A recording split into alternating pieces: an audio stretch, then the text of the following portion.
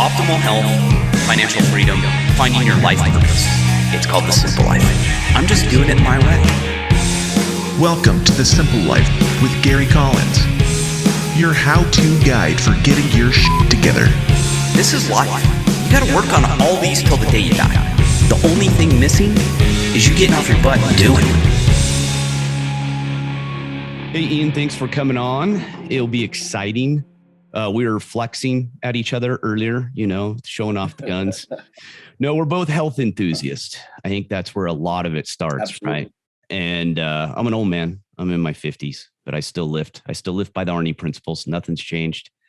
And that's kind of how this whole thing started. Awesome. Yeah, you're a gym owner. You're in New Jersey. Just going through life, right? Just trying to live the best life you can, stay in shape, and this COVID shit hits out of nowhere.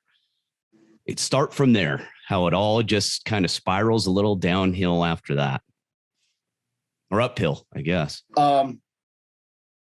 Yeah, I guess a little bit of both. Yeah. So my name is Ian Smith. I am one of the co-owners of the Atilis gym located in Belmar, New Jersey. My business partner, Frank Betty, and myself decided upon being shut down during the 14 days to slow the spread. We're all in this together, flatten the curve idea.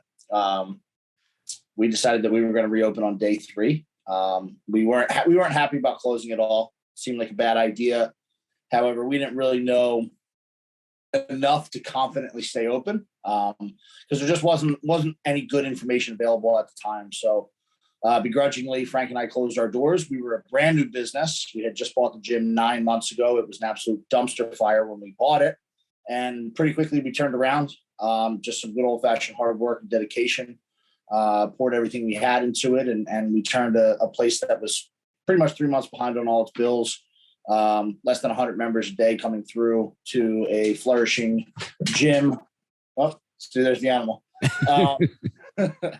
A flourishing gym that had about 250 people coming through a day, new members signing up every day. We were paying our bills and kind of reinvesting in the business very easily.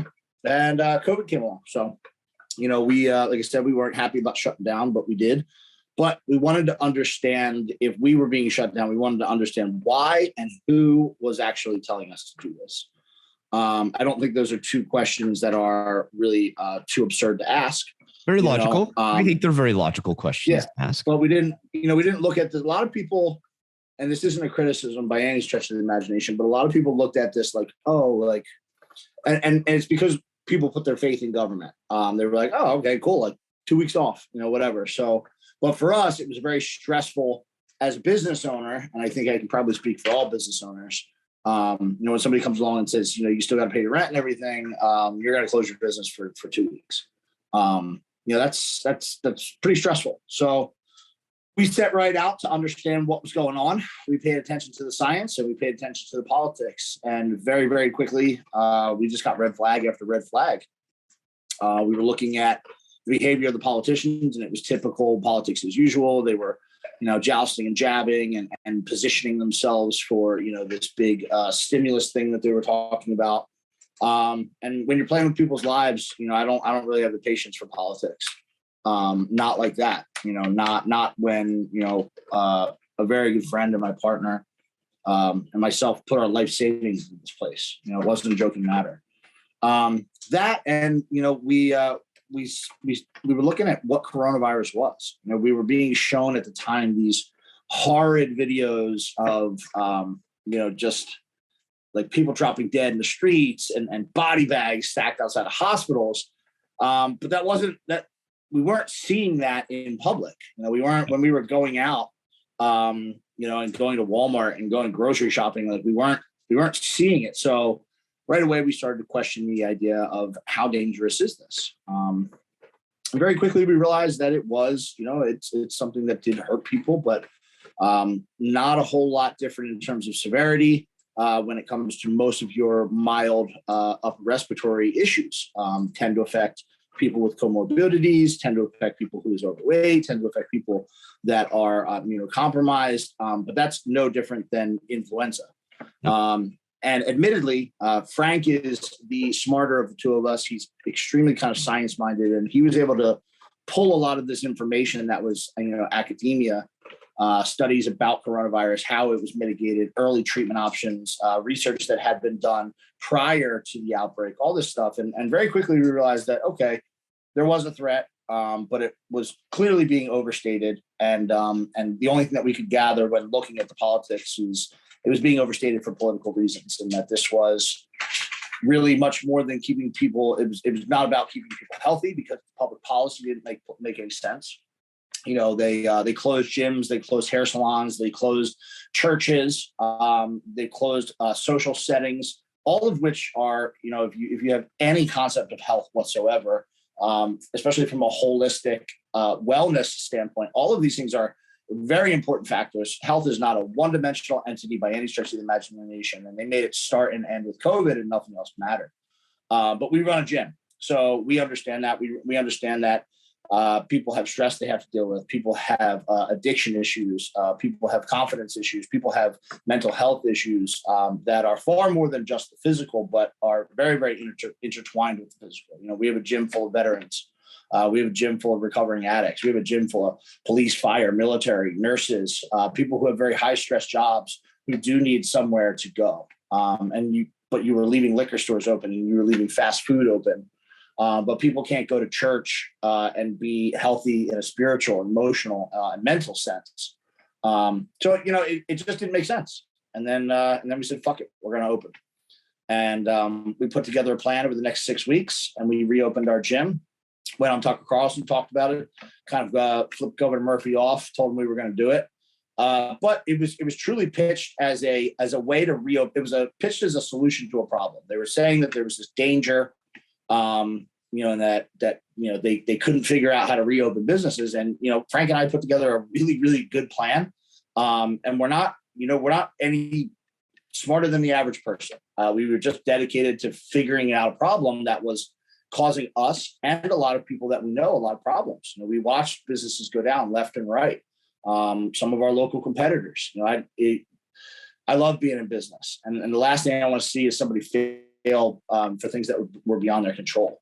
And we were watching that, so just it wasn't right. So we put the plan out publicly. We opened, hoping that government would maybe compromise, but I think deep down inside we knew they wouldn't. And that started the war with Governor Murphy, the state of New Jersey, and the health department.